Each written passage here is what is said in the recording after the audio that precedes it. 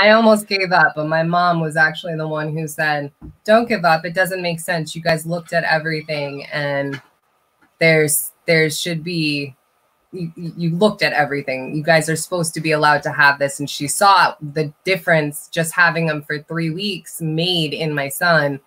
And she's like, we can't not have them on your property. It's amazing what's happening in front of our eyes.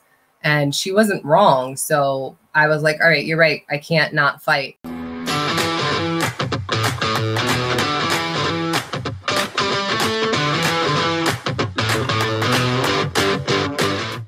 This is the FarmHopLife podcast. I'm Matt DeRozier. I'm joined today by Kayliegh Harte of Harte Homestead.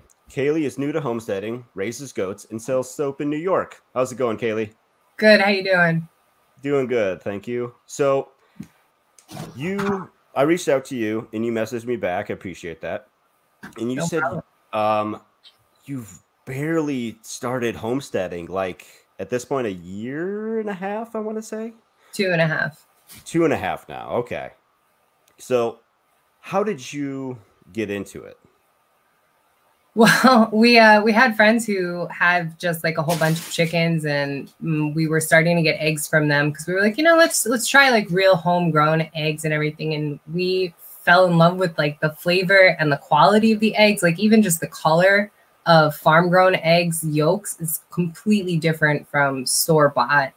And my husband was eating just tons of them. I was constantly making trips to my friend's house to go get more eggs and go get more eggs. So I cracked a joke with him one day, like, we might as well just get our own chickens. And he's like, okay. And I'm like, really? And I flew with it. Literally like 10 minutes later, I was down at the farm store ordering chicks because I knew if I gave him enough time to think about it, he'd second guess it. We didn't have a coop, nothing at the time. But I was just like, okay, chicken. And that started it.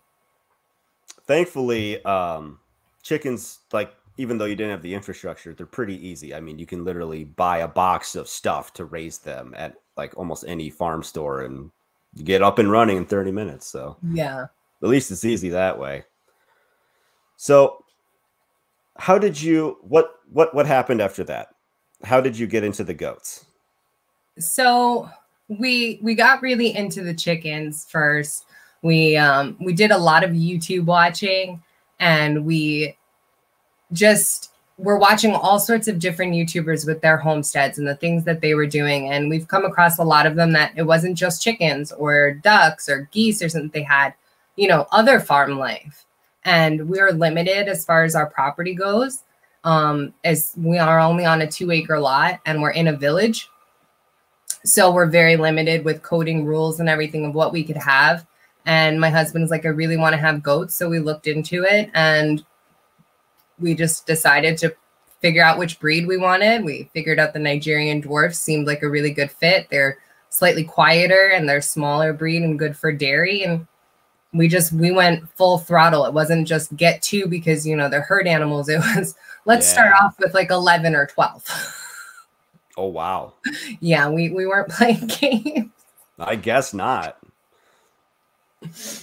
How is the goats? Oh, there you go. Yeah, that's here's Forky. One of them.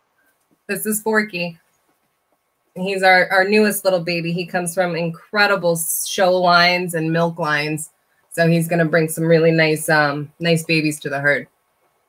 I've never watched anybody milk a goat. Is it difficult? I could not do it by hand.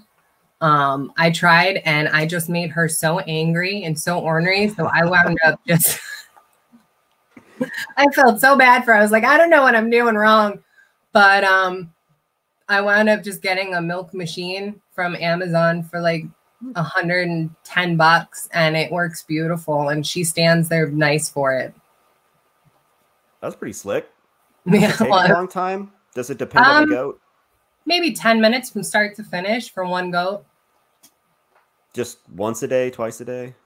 It depends on when you want to do it. You could do it once a day. You could do it twice a day. It depends on if they're feeding babies and if you want to separate them. I like to just do it in the morning.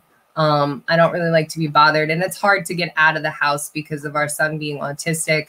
It's hard to get out of the house and trust him alone for a few minutes if I have to run outside. So we always have to schedule things very carefully around him. Sure. So do you want to get into about using the goats with your son? Sure. So we initially weren't really planning on using the goats for anything to help him, but we noticed when we first brought in the chickens, even before the goats, that our oldest son, who's severely autistic and mostly nonverbal, he started to want to get involved, and he would come out and he'd want to pick the eggs, or, you know, just kind of look at them, and he'd think that they were funny when they were rolling in the ground. And then we brought the goats home, and it was a whole new ball game. We started naming them after like his favorite Disney characters, hence Forky from Toy Story. And it gave him a way of relating to them like immediately, because, oh, they have a really cool name. You know, we have a goat named Susie Sheep. She's not a sheep, she's a goat from Peppa Pig. But it helped him relate to them. And once we brought them in, this nonverbal child starts telling them good night every night from the window. And he goes out there and he wants to help me haul the buckets of water to go bring to them and stuff.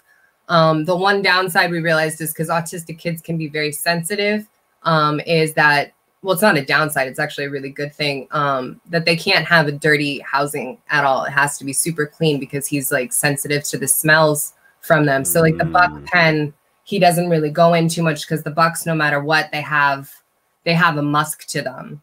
Okay. But the does and the wethers, he really enjoys them. And right now, this little dude literally goes upstairs every single night and tucks him in, and then they sing him a night-night song, and they tell him it's time to go to his crib, because he sleeps in a pack and play with a fitted sheet over it. That's really great. That's such a great story. That's Thank you. That's why you when you told me like what it is you do and whatnot, I was so excited to get you on, because I was just like, I've never heard anything like this before. This is amazing. Just like, I don't know, it's just a feel good thing that like, hey, there's similarly, I have a I would say a mentally challenged cousin, and him and horses are just like him and his horses. Just that's all he like. He's just has like horse chores, loves riding his horses, just loves playing with his horses. Just like there's something about connections with animals. And absolutely, it's people don't realize they have a school around here, which is one of the reasons why I kind of encouraged him to do stuff. Is there's a school for children like him around here, and they have a whole farm that the kids go to, and they help and they do things for these animals, and they all really love it. So there's definitely something to it. Yeah, it's really powerful, and like I think like you said, it's underrated for sure. So I guess back to the goats. I'm a little curious about your restrictions in where you live. Okay. You can have goats, but not. So what are the things that you like can't have? I can't have a rooster. Okay. I can have up to 18 chickens. Okay.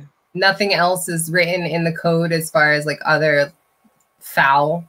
Our property size, in all technicality, there's nothing written saying we can't have a cow or we can't have a horse, but we live on 2 acres. I'm not going to do that to a cow, and I'm not going to do that to a horse. It's not fair. No, there's some restrictions. There's nothing written in our code about goats. We actually had an issue where the village code enforcer had come to the house, and he had told us that we had to get rid of everything. And we did. At first, got rid of the first 2 goats we have, which we have back now. And we looked further into it because we looked up all the coding. Everything said that we were allowed to have everything that we have.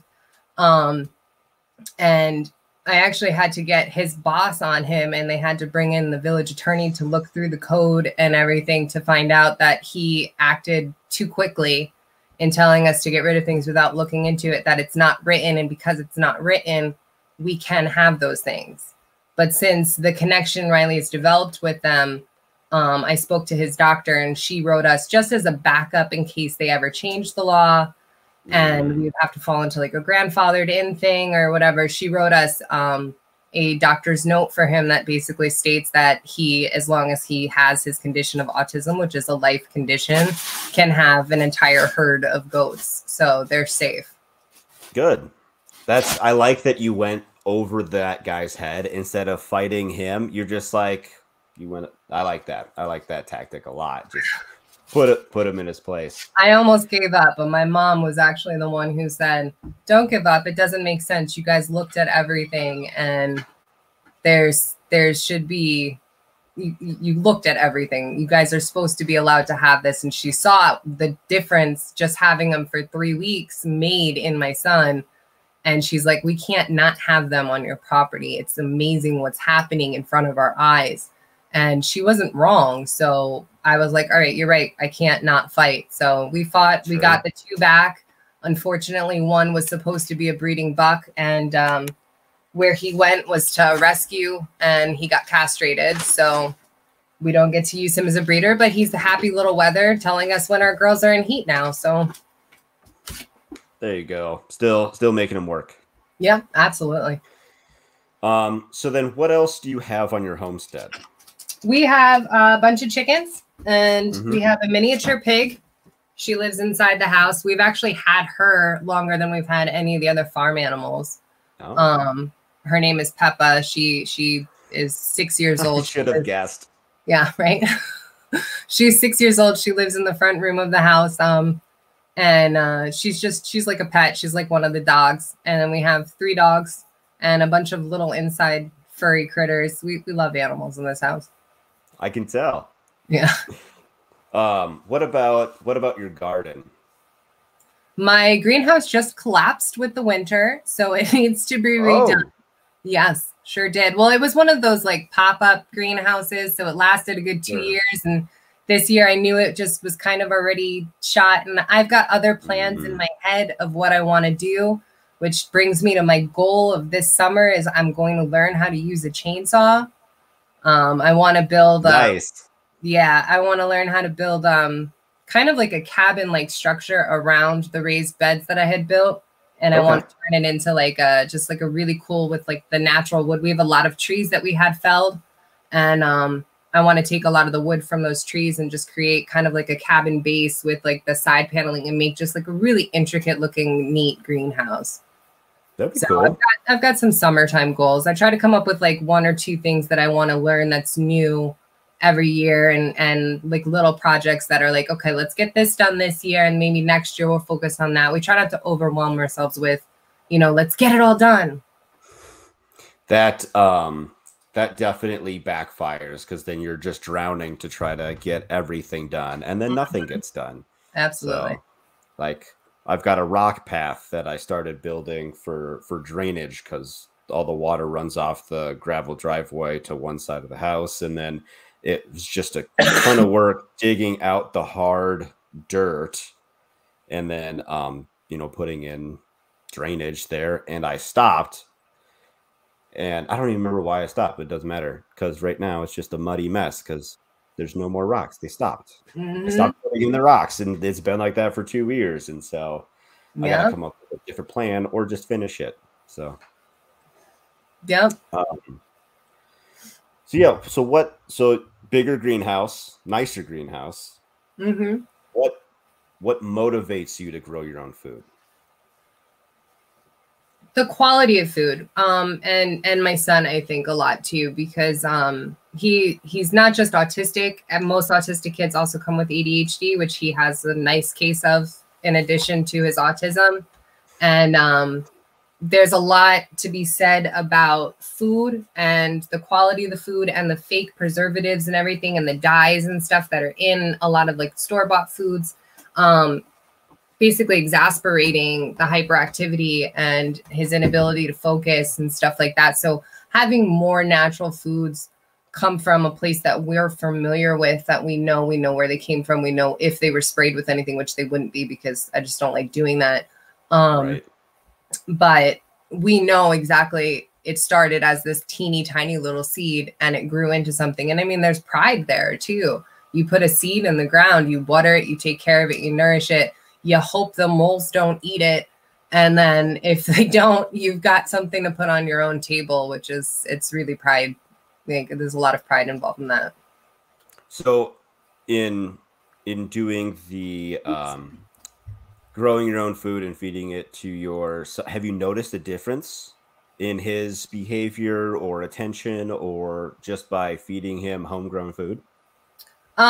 We're still getting to a point where he's getting more food from us than the grocery store. But right now we don't have any does in milk. But I did notice in the summer when we had our one doe that was in milk that had kidded, he was getting his medicine in her milk morning, afternoon, and night.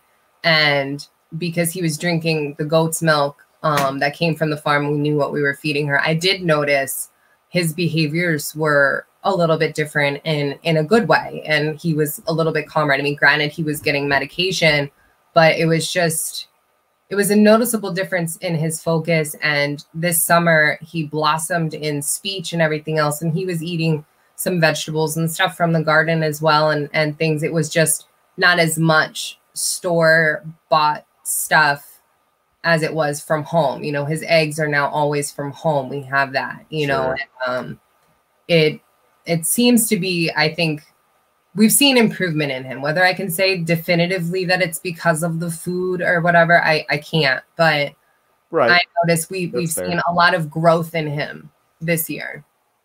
That's awesome. So would you say that a goal of yours is to just keep producing more of your own food and then less buying from the store? Is there a point? Like, is it 100%? Is it 75%? 50%? What would you? No, absolutely. I'd like to expand more on the greenhouse. I am not the best with the green thumb. I'm working on it. I figure like 30 years a charm. The first year I had done pretty well and got all the way up until about a week or so before it was time to harvest a lot of stuff. And something went through the greenhouse and ate at least, I would say, 80% of my crops. Oh, no. So it That's was, terrible. I think it was like moles or something. They crawled up through the raised, I have raised beds that are about like 21 inches deep or whatever. And whatever it was crawled up through, I think it was moles. So the next summer, this last summer, I physically dug out each and every raised bed, and I did a hugelkultur method in the beds. So I had to take the sticks that were still in there because it was hugelkultur. So there were sticks in the bottom and then all this other stuff, and I had to dig it all up and all out.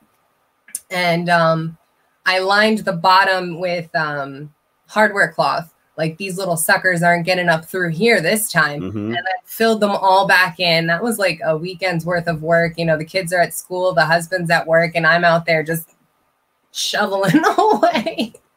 Oh my gosh. That sounds like so much work, but it needed to be done. But I like it. My husband's so funny because he enjoys the work too, but I'm like my dad. I get working on a project and I'm like, I don't care if the sun's going down. I want to finish it. And I'm like fully engulfed in it. And he's like, come inside and eat dinner, take a shower. And I'm like, it's fine. And he's, no, come inside. So he's kind of my my ground. He keeps me actually drinking and eating, I would say. Yeah, sure. You know? I completely understand. I've been there. Yeah. Yep. So that's cool that you do hugelkultur inside of a raised bed. So I didn't have enough dirt to fill the bed, and it's really expensive. And I didn't have the huge heap of compost until this year or anything. So I had to come up with something to fill the bed and to make it high enough. So I learned about hugelkultur, and I said, you know what, this sounds like an awesome thing. It's just going to biodegrade inside and create more of a healthier soil. So I said, let's go for it. And we had tons of sticks and stuff because we had a bunch of trees felled.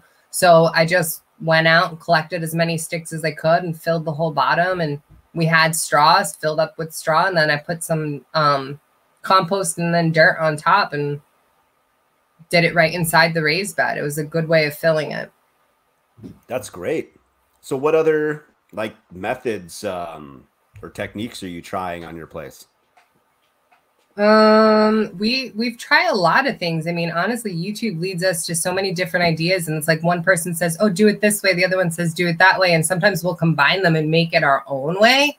I did a water piping system because I like to farm, but I also like easy. I do not like lugging water. I think it's a waste of time and a pain in the butt.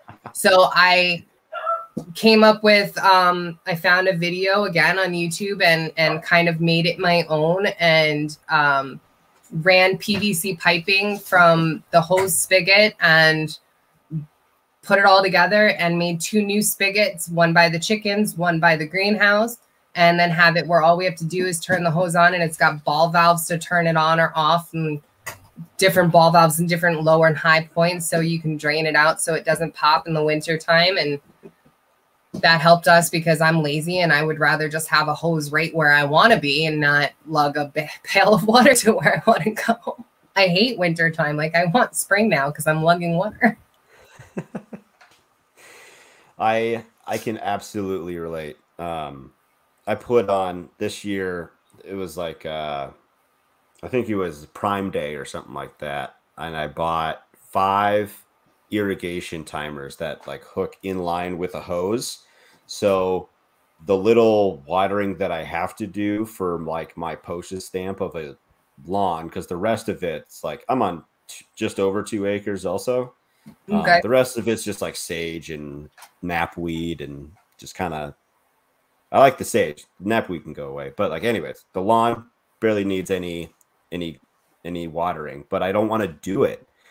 So I just put it on timers and let it go.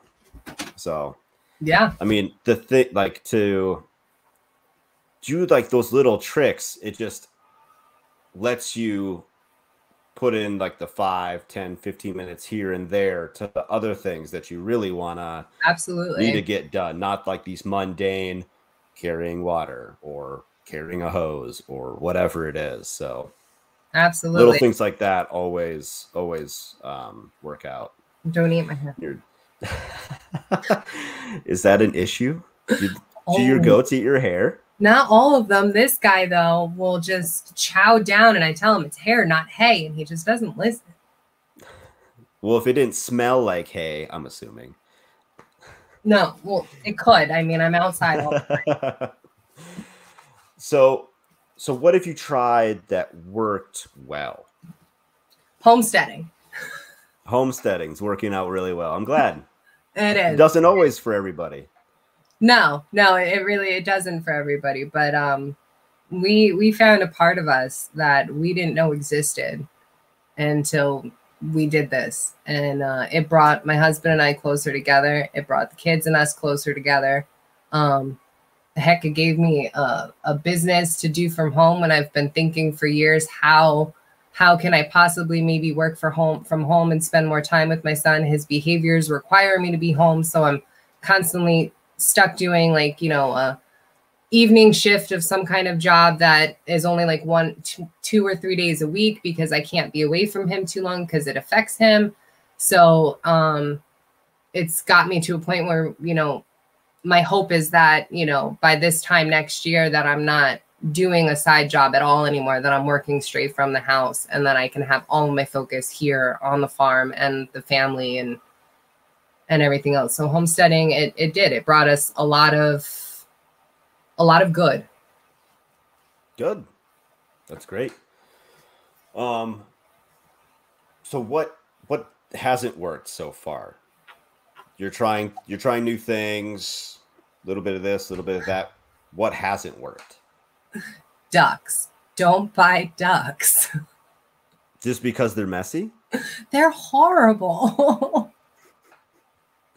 They're so sweet and they're loving, and you hatch them from these little eggs and you're like, oh, and then they love you and they follow you around, and then they grow up one day and then they act like they don't know you. You have to chase them into their house because they don't know how to listen. They flatten all of everything and turn it into a muddy mess, and they like shoot poop. It's not even like a chicken where it just falls. It's just like they shoot wet, gross. It's just nasty.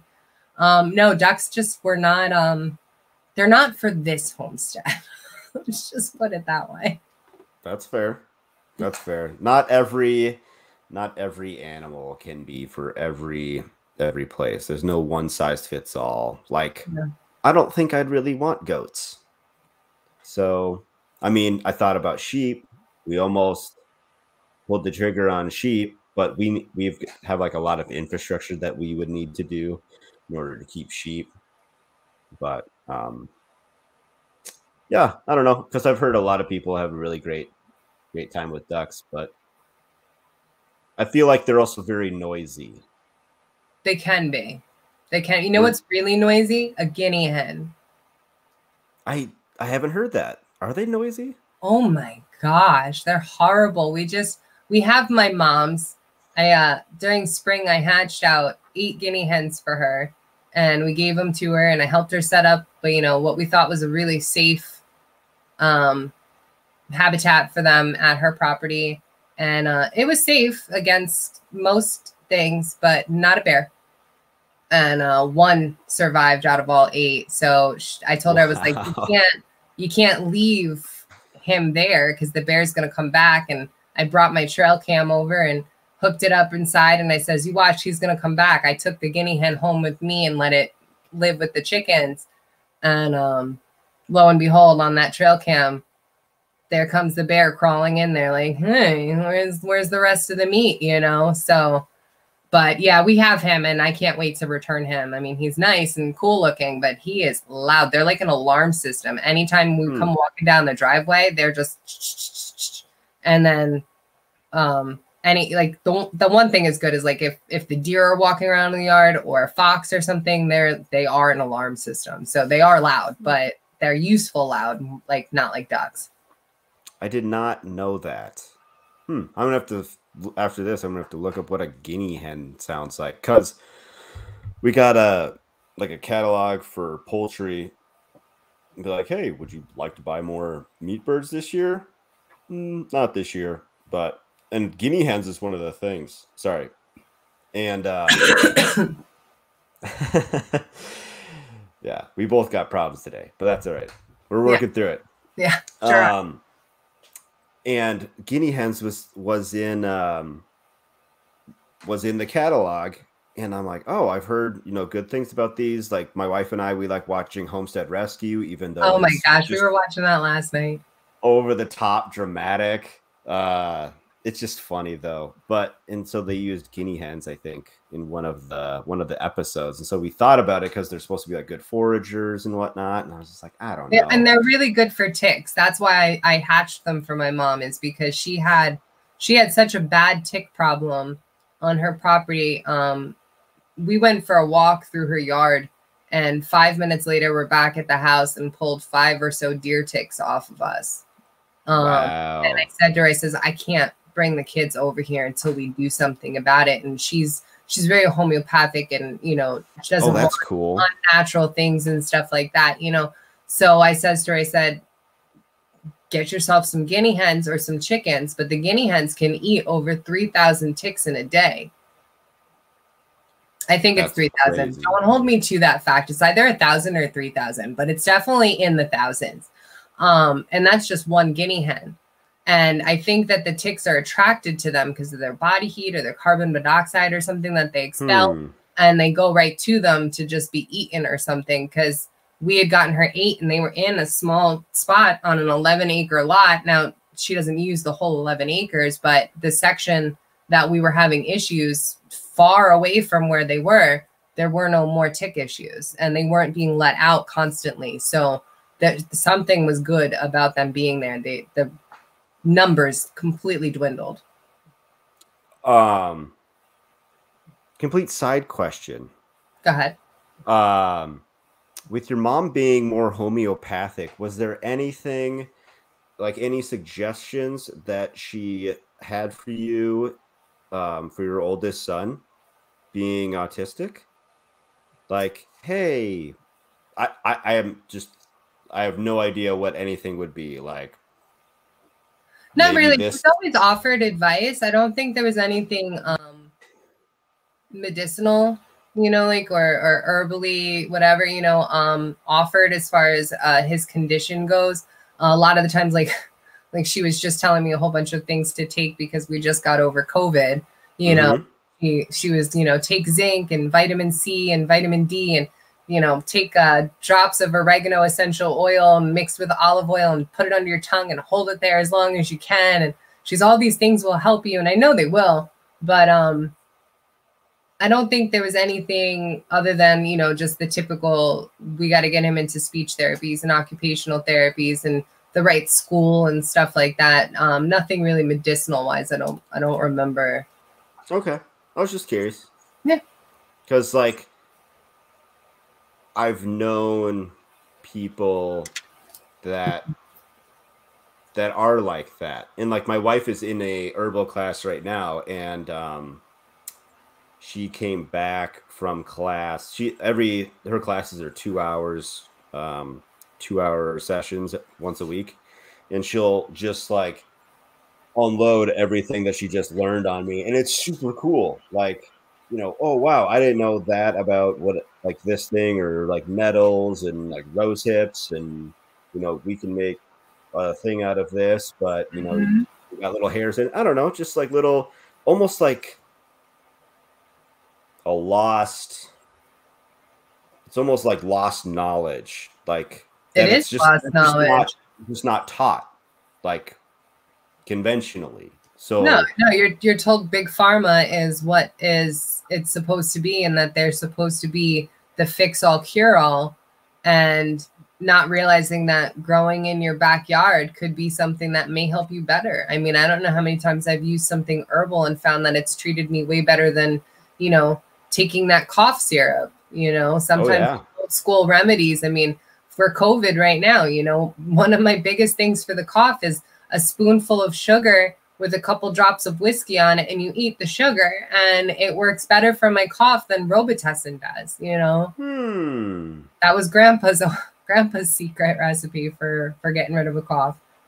I might have to remember that one. I'm not really a drinker or anything like that, but it's not about take a couple drops. It's just about getting the whiskey to just kind of just gently coat the sugar, and you eat the sugar. You're not doing it for the whiskey. You're doing it for the sugar with the whiskey on it. One of my favorite things is when we go and get sushi in town, they give you pickled ginger, and it's really good. And anytime like my stomach's not feeling right, I eat a couple slices of that pickled ginger, and it's really good. We tried making it ourselves once. It was not the same. It was, and it took a long time to peel it, because it doesn't really peel. You more like shave it. I was gonna say it looks more like something that's it's like a root vegetable. So I would think you would just like a carrot. Yeah, because it has like all those nooks and crannies in it, you really take more like the edge of a spoon and like scrape the skin off the ginger, and then dice it up. Not dice, sorry, you slice it, and then the pickling brine might have been a little weird on ours as well. Pickling is an interesting thing to take on. It's not, every pickle can taste totally different. Getting the brine just right is like, I feel like you have to be years worth of like master. It's like an art. That is true. I was working on this ranch in Montana, and they're like, would you like some sauerkraut? And I never had, like, I come from like meat and potatoes world, right? Like I'm not eating sauerkraut. But I was like, whatever, I'll try it.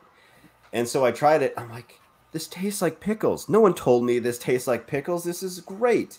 And like next night, she opened another jar. Like, would you like some? Like, sure. Tasted totally different. Like, I don't know what it tasted like, but it didn't taste like pickles. So, I mean, just from batch to batch, and who knows when they were even canned or jarred the same day or whatever. But so what would you say the biggest challenge in homesteading is you face so far? I would say our lot size has been a pretty interesting challenge, is trying to accommodate what we want to do around what we're allowed to do, because we have to follow so many rules. Yeah, I'd say that's pretty much like the biggest challenge. And where we're located, we also have to plan for things based off of, like, you know, what's it going to be like in winter? What's it going to be like in the summer? Is it going to be a certain, like, we had issues with the lower half. We have our property kind of cuts into two almost. We have what we call our lower field, and that was not usable up until last summer because it would flood. And they finally they fixed the issue of drainage that was outside of our property line, so we weren't allowed to fix it. But they finally came in, whoever owns that property fixed it and dug it out and has it now where there's a nice big, the water goes where it's supposed to go. But there was like a whole good, I would say, half an acre we couldn't use because of flooding. So it's just a matter of like figuring out. You just got to think really, really good before you do stuff. But I mean, we've got everything I think we're going to want. I mean, eventually I do want a horse, but that's not going to happen on this property. And we're here for at least the next 10 years, and wherever we go, everything's coming with us except for the house. So sure. Yeah. You know, that flooded area would probably be pretty good for ducks. Yes, I don't want ducks. Not again. So anything that you wanted to do that you couldn't physically do on this property, would you be able to use your mom's place or like a neighbor, rent some like a lot near you, or is that option? Have you researched that at all? I mean, just curious. There are options. Like I had thought about maybe doing my own hay, because hay gets expensive, and we have a hard time. Like this time of year right now, we've come across like our hay guy. He's out. There's no more hay. So now we have to find like other sources and stuff like that, which we have, you know, a local farm store that's literally right down the road, and they always have hay, but it's like where we would pay $6 a bale, now we're paying $10 a bale. You know, so it's a price difference. Yeah. And we do it. So we are thinking of adding more structures, like a hay storage structure of some sort or something like that, which we can do on this property with no problem. What do you call it? I was going to do like maybe like haying fields or something like that. My mom offered up part of her land, which would be great, but I would have to plow it, which I don't have a plow or any of those things. And I'm definitely not going to do it by like hand. But I won't just hay the field that she has, because I don't know what's in there. I'm very particular about what I feed my goats. And I've heard horror stories about, you know, like milkweed getting into a batch of hay and all of a sudden half the herd is dead. So I'm very, very picky about looking at my bales of hay before I give them to them. My animals eat probably better than I do, and definitely much more timely than I do. But yeah, we're very picky about all that. So one option that a lot of people do around here, because obviously buying hay equipment is expensive, is that they just hire out someone to hay their property, so that already is haying. So like, and typically you don't even have to pay them for it. They just take a cut of the hay. So like, hey, I'll take 100 bales and you take 80 or something like that. Whatever it works out to be, they'll just do it because they like. I'll have to look into that. I did see a friend of ours was offering services to hay people's field, but I never asked really like what it was involved in it. We don't have enough property to really just be like, hey, come here with your big crazy equipment and hey, he'll be like, you know, one swoop and he'll be like, all right, I'm done. Yeah. You know, How do I can't turn around now to get out. Right, exactly. Yeah. Or he'll get trapped in the mud because there's some pretty mucky spots in certain spots of the property. So yeah. There was one guy I was talking to, he does haying for like mainly. He's a ranch kid. And he went to this neighbor's property, like, oh, is there anything in here in this field that I should know about? I'm like, nope.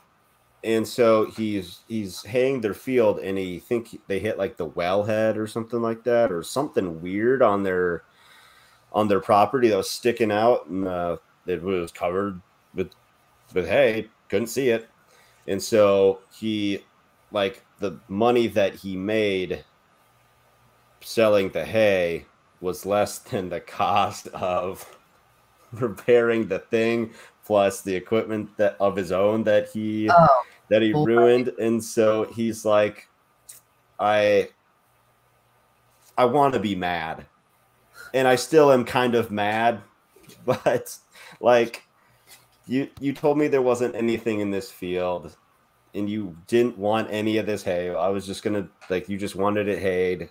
You're just gonna give it to me. That's fine. But like, come on, like, this is now a lot of work for me. That's rough. So, yeah. So, what would you tell somebody that wanted to get started in homesteading, or specifically goats? I'd say definitely check to make sure that you are allowed to have whatever you're allowed to have. I don't know how many times I've seen stories of someone saying, oh, we just got these goats, and then now the village is telling us we can't have them, or their town is saying this is not allowed on our size property or in this specific zone. So definitely just be mindful of where you live and what the rules and regulations are for where you live. Also, dream big, but start small. Don't plan to finish everything in 1 year. It's not going to happen. Make yourself small goals that you know you can achieve, and you're going to succeed. You know, it's not going to happen overnight, and it shouldn't happen overnight. You know, your hands get dirty every single day because that's what you're in it for. It doesn't just start one day and stop the next. You know, you're in it for life. Know that they live, you know, anywhere between 12 and I've seen 16 years on a goat. And if you're not going to devote your time to having that animal forever, or if you're buying them for meat, that's one thing. But, you know, you're buying a living creature. So make sure that its life counts for something and that it has a good life while it's on your property. I don't know how many times I've seen people just giving up animals all the time. And it bothers me. When they come to my property, that's their forever home. That's well said. Especially, I see a lot of people giving up roosters. A buddy of mine put out an ad on Craigslist and I think Facebook Marketplace. Like, I'll take all your roosters, all of them. And people were just dropping them off by like the dozens. And he ended up with 80 roosters on his property. Wow. Fed them for about 2 to 4 weeks, I want to say, and then in a weekend processed them all, stocking up the freezer. So I was like, that's pretty smart. I mean, that's a good way to stock up the freezer. But I mean, if that person raised that rooster and was like, yeah, I hope it has a good home. Like, I mean, that one's a hard one. I've hatched chicks before, and I've had to give up roosters. You know, that one's a different. I mean, like, I knew I couldn't have them, but, you know, you want to hatch chicks, so you take the risk of, you know, you have to get rid of some. So you try your best to find them a good home. But roosters, they typically go to freezer camp. You only need 1 or 2 on the property. Mm-hmm. Yeah. Otherwise, they'll just fight like crazy. So you're into the soap, and are you selling goats currently? We have 3 does bred right now. The first one, I'm not 100% sure of her due date. She stood for the buck 2 times and went into heat 2 times. So I'm not sure if she's due in March or if she's due in April.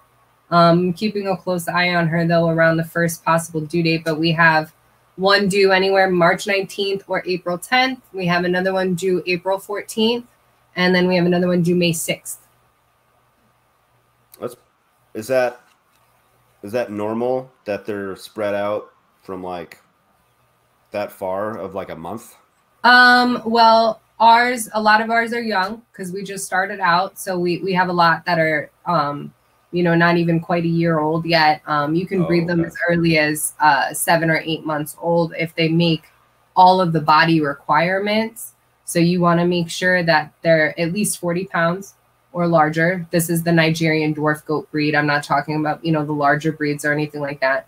But you want to make sure that they're at least 40 pounds and that they have, it's called thorough. It's basically their pin bones on their back end. You have to make sure that you can't just, touch them like this with space in between your hands. You have to be able to really make sure that they're wide enough to carry babies. And that they're overall they look like they've got good size and everything else, and that they're healthy and stuff. So we only had, out of our 5 does, we had one, she's just 3 years old. So she definitely is fine. And then we had 2 younger ones that were the right age and that did meet the physical requirements. And then we have 2 other little girls that are the right age, but they just have not met the physical requirements yet. They're just on the smaller side. Some grow quicker, some grow smaller. So, slower. So we have 3 that are bred right now, and we'll probably retain a female or 2 from these kittings, but everything else is going to be up for sale. They're all ADGA registerable, so they can be shown. And they come from, most of them have very good show lines and milk lines, but it's a few generations back. All the breeders we got ours from, hadn't done shows or anything like that with them. So our plan is to get my son taking the goats to show and getting our girls on milk testing and stuff so that we can bring those hidden genes that, are a few generations back into play and get them their pedigree to go a little bit higher. Sure. That makes sense. Yeah. Can I ask what you sell your goats for? It depends.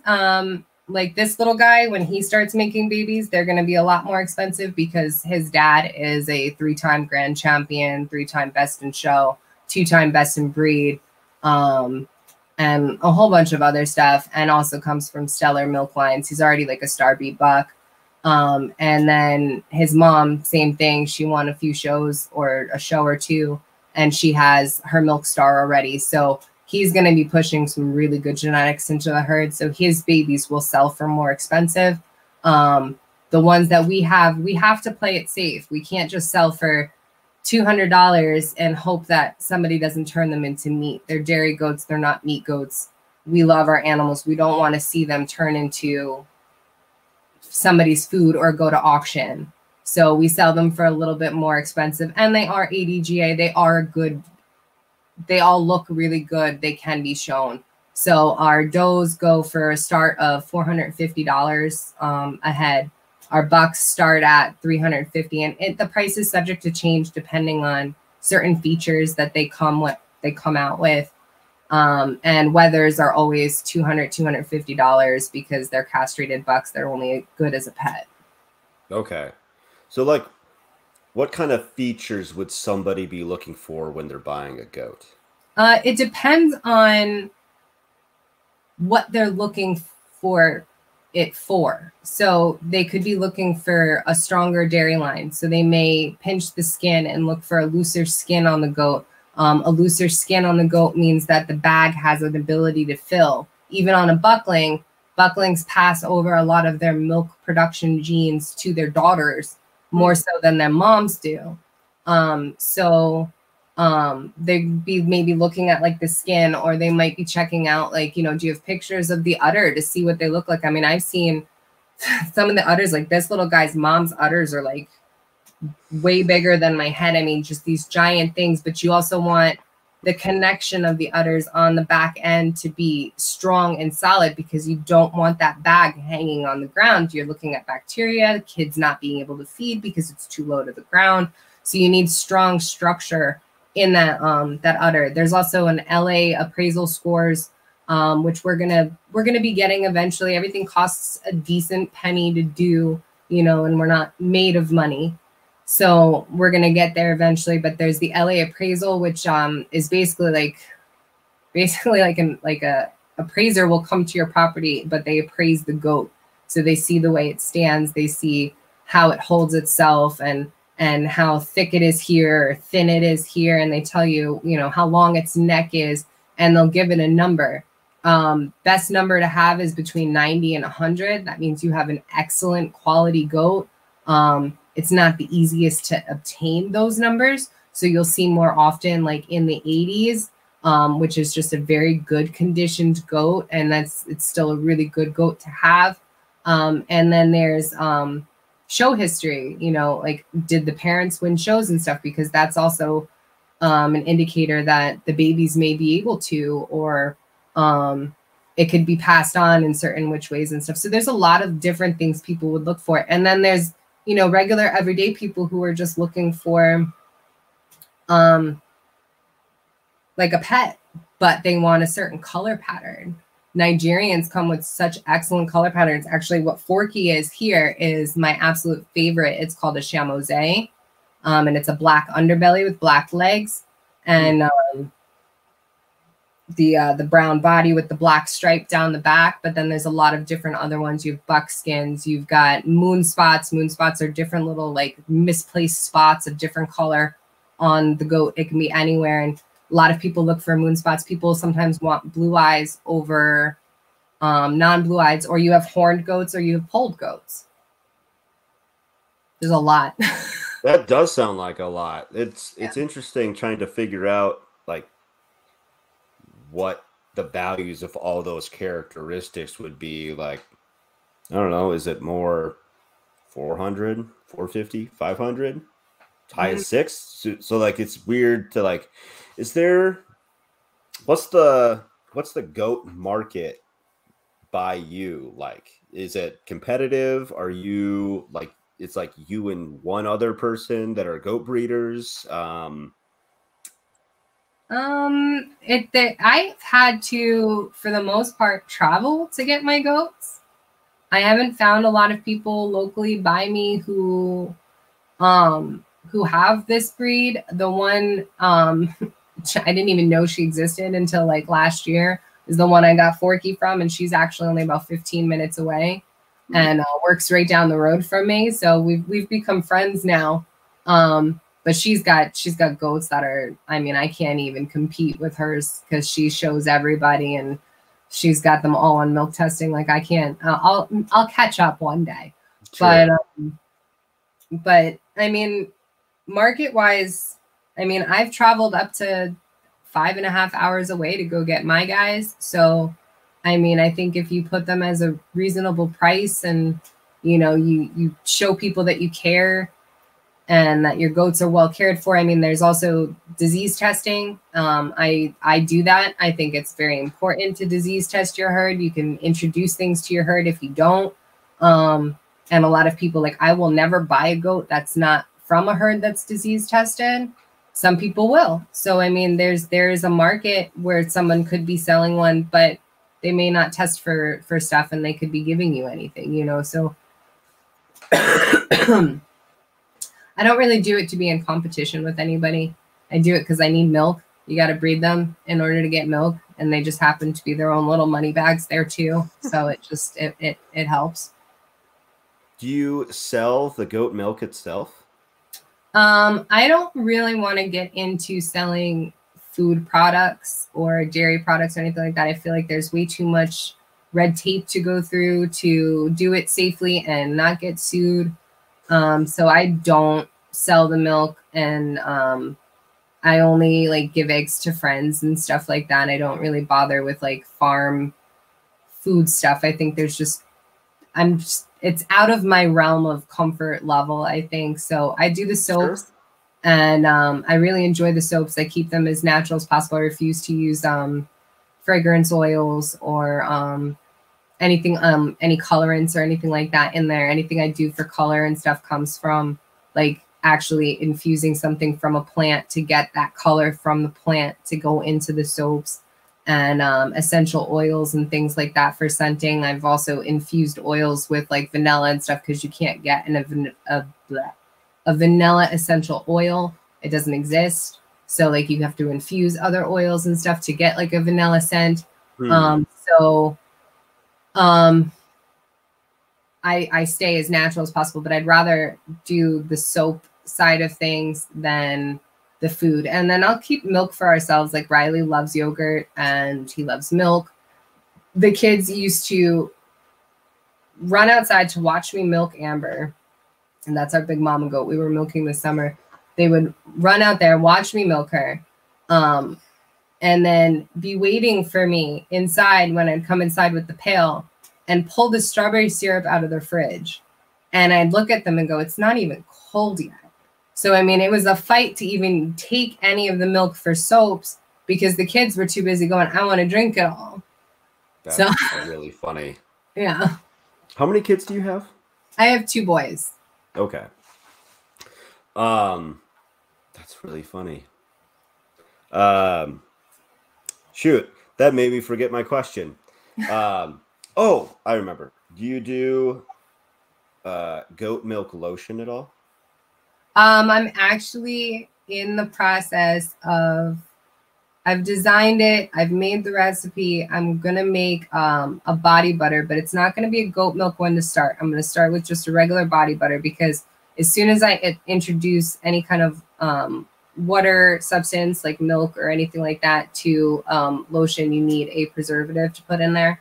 And I'm still doing my due diligence on research of what I want to use. Because I'm very picky about, you know, stuff like that because it's not exactly natural. You know, I mean, soap has lye in it. It's just, you can't get away from that. So it's also something that's not 100% natural, but it changes chemically as soon as it touches the oils. So I'm still trying to figure out what preservative I want to use. I'm pretty sure I know which one I want to use, but I have not made that yet. But I will be making a body butter probably this week. I've already designed it, but I haven't been in my soap room really to make anything or touch anything since I had the COVID because I don't want to contaminate anything until I'm better, you know. That's fair. We use a goat milk lotion on my son's legs. He gets eczema pretty easily and pretty bad. And we tried a bunch of different stuff. You want to talk about like big pharma or whatever, like the Johnson & Johnson eczema or Aveeno baby lotion stuff or whatever. Didn't do jack for it. We just do very little goat milk lotion on his legs, and that like every night it's been no problem. Like he used to get it so bad that it would be like, oh gross, like what's wrong with your legs? And I don't even know how my wife found out about the goat. She probably somebody she follows on Instagram that does like goat milk lotion. And so she's like, I'm going to buy some. I'm like, let's try it, whatever. And so we tried it. I'm like, this stuff is like made of miracles or something. I don't even know that. It's great. It's so funny that you say that because both my kids have horrible eczema. My mom has horrible eczema. My grandmother has horrible eczema. I don't really have it, but I watch everybody in my life suffer from it. So I cannot advertise that my soaps or my products are to treat eczema because I am not a cosmetologist.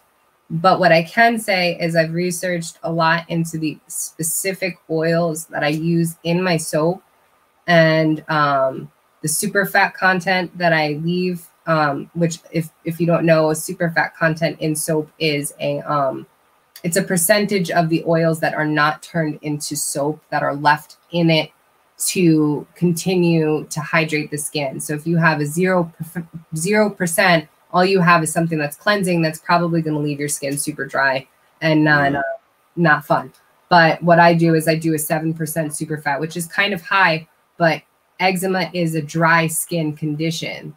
It's only treated by moisturizing the skin and keeping it clean and everything else. So I use a 7% fat in my soaps, and I use hemp seed oil is really, really good for eczema, and certain essential oils and stuff are also really good for eczema. Since I started using my own soaps on the kids, they've had a world of difference in their skin. They have not broken out at all this winter. And then my grandma was having such a hard time that the soap itself by itself was helping, but it was not helping her enough. So I just whipped together a bunch of the oils and I turned it into a salve with some essential oils that are really good for the same thing, that they're good for eczema in there. And I brought over this jar of just a salve that I brought over, which is fine because it doesn't have any waters or anything in it. So it's good for, you know, a year on the shelf, just good shelf life. And she's been using it, just putting it in certain parts of her skin and stuff, and it's been clearing it up for her. That's actually what I designed the body butter to be, is because I wanted something that wasn't like a greasy salve. I wanted something that's more like the consistency of lotion with the same qualities as that. Because I have a friend at work too who tried it and she has terrible eczema. She came to me one day and I don't know what to do. And I says, put it on there and don't go easy on it. Put it on there and see how it goes. And after a week, she came to me like almost crying that she's so excited. She actually had to run to her parents because it's the first time in a long time her skin's been clear. You know, but my stuff doesn't treat eczema. It's just good stuff. It's just good stuff. I think you should put that on the label. I might. Just good stuff. Wrapping up here, do you want to tell people what you're doing with some of the proceeds from selling your soaps and stuff? I would love to.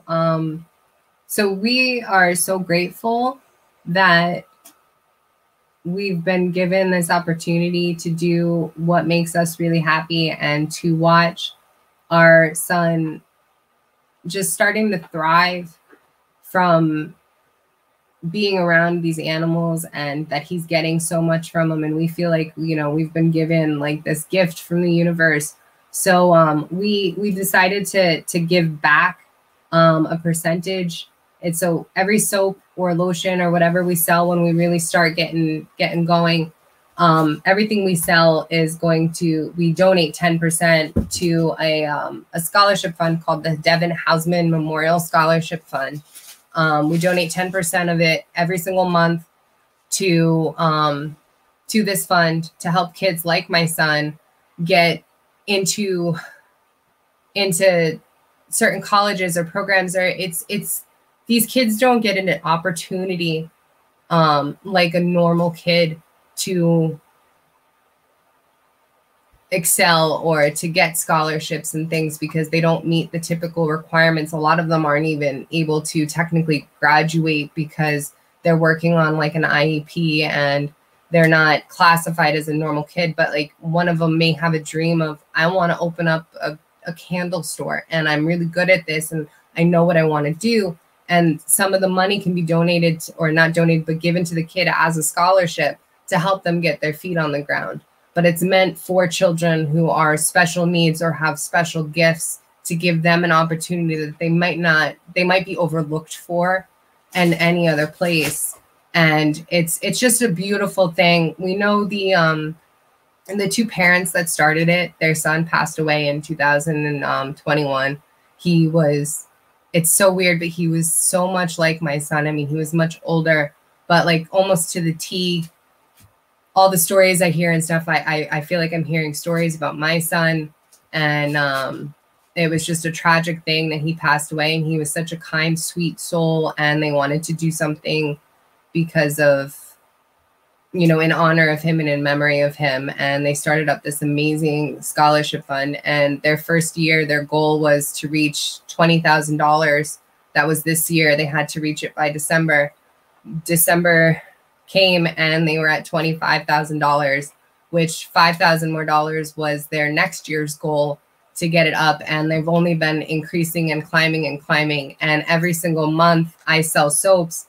Every single month I've been almost doubling what I've donated the month prior, which is just, it's heartwarming. And I feel so good that we do it. And I really appreciate all the people who have bought soap and everything from us so that we can do it.